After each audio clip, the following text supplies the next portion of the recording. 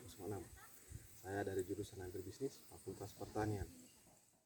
Pada kesempatan kali ini, saya akan memaparkan jawaban tugas dari mata kuliah pengantar ilmu ekonomi yang diberikan oleh dosen saya, dosen Dr. W.K. Gusmiarti Abdullah SPMP. Ini merupakan tugas terakhir dari beliau. Untuk melihat soal tugas tersebut, mari kita lihat gambar berikut ini. Pertemuan ke-11 mata kuliah pengantar ilmu ekonomi. Mari kita baca sama-sama soalnya. Silahkan baca lagi PPT struktur pasar ini. Buat video kreatif dengan durasi paling lama 10 menit yang menjelaskan tentang 1. Contoh-contoh untuk tiap jenis struktur pasar. 2. Kelemahan dan kelebihan tiap jenis struktur pasar. Baik, setelah kita melihat soal tersebut, mari kita lihat jawaban soal tersebut dengan menyimak video berikut ini.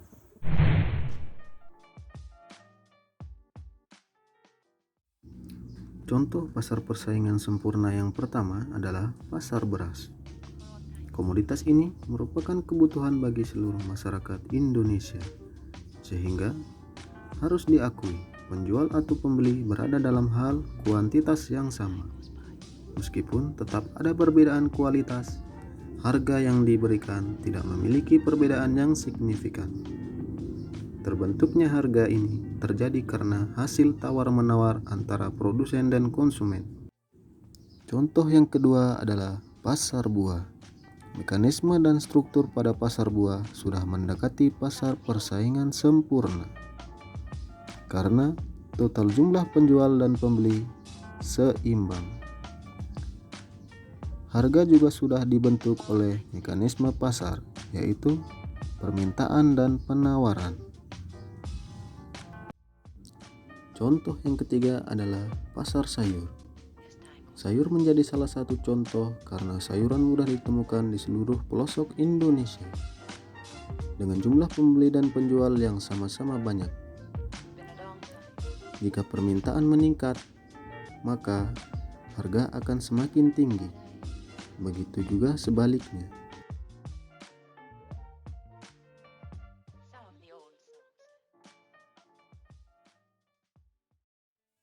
Kelebihan pasar persaingan sempurna. 1. Tidak ada persaingan antara penjual karena harga di pasar diatur oleh price taker dan akan diikuti oleh semua penjual yang ada. Dapat dilakukan secara bersama serta harga cenderung stabil. 2.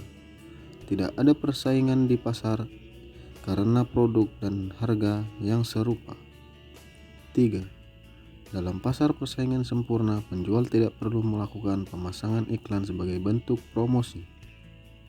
Yang keempat, harga yang diciptakan terjadi karena adanya transaksi tawar-menawar antara kedua belah pihak, yaitu penjual dan pembeli. 5. Penjual dan pembeli memiliki kebebasan dalam berinteraksi. 6. Mendorong efisiensi dalam produksi pada jumlah yang banyak, sehingga membuat produsen saling meningkatkan mutu pelayanan. Kekurangan pasar persaingan sempurna. 1. Produk yang dijual bersifat homogen, sehingga pembeli tidak mempunyai pilihan dan tidak ada kepuasan yang maksimal. 2. Inovasi yang terjadi hanya sedikit, serta mudah ditiru oleh perusahaan lain. 3. Karyawan yang terlibat menerima upah yang rendah. 4. Tidak ada pendapatan yang seimbang antara masing-masing produsen sehingga dapat menyebabkan konflik.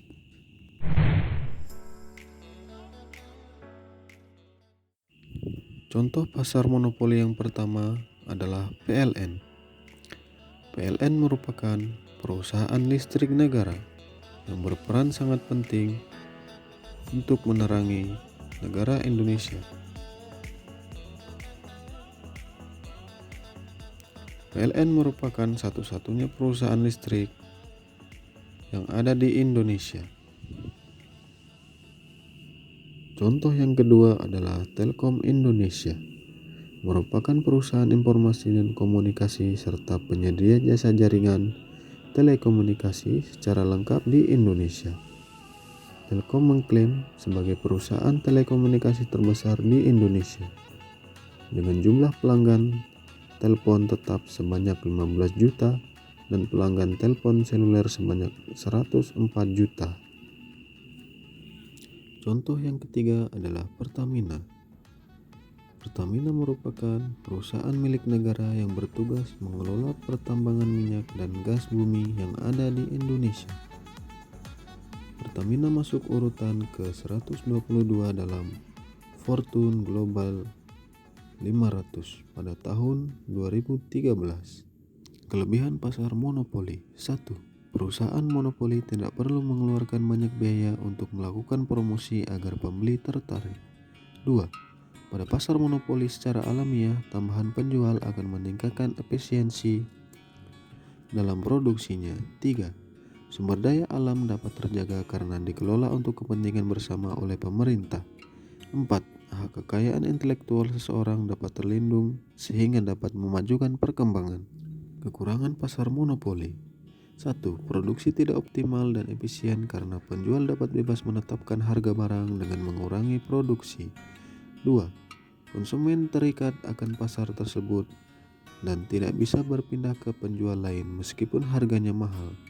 3. Produsen memegang keuntungan yang mutlak karena konsumen tidak memiliki pilihan untuk membeli barang tersebut guna terpenuhi kebutuhannya.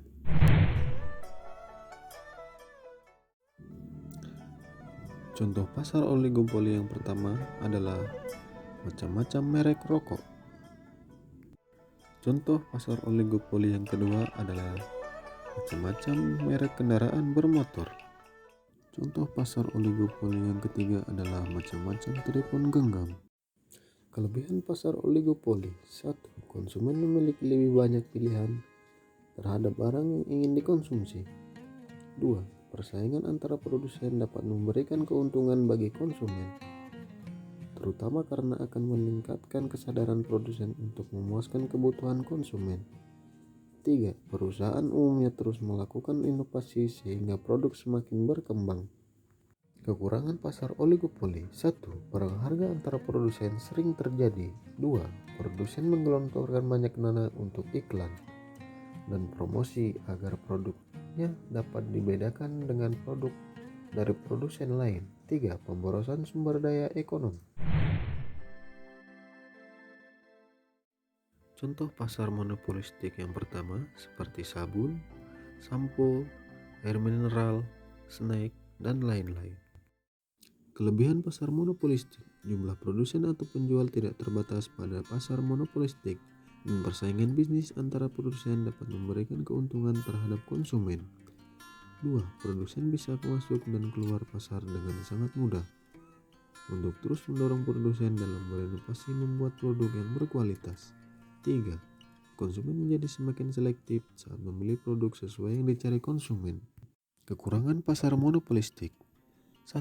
Pasar monopolistik mempunyai persaingan yang sangat ketat, baik dari segi harga, kualitas, maupun pelayanan. Produsen yang memiliki modal sedikit dan mempunyai pengalaman yang kurang akan cepat berpindah pada pasar ini. 2.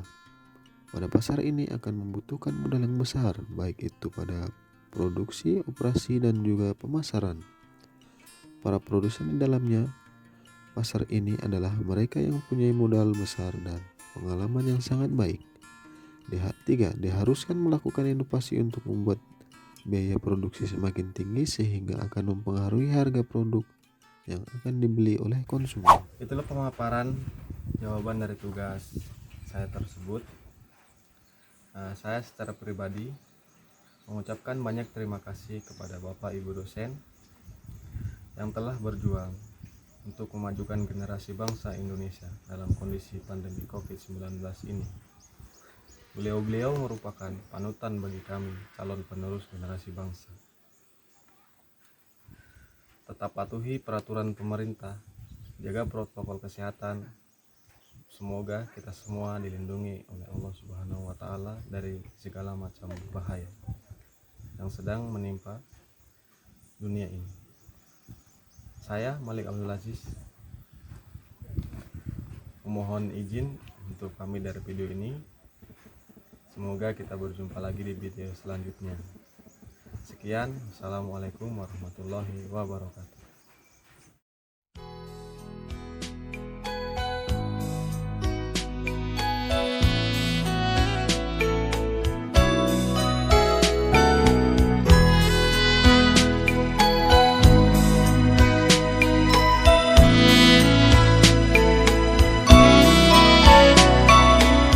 Kemanapun aku pergi, bayang-bayangmu mengejar. Bersembunyi dimanapun, selalu engkau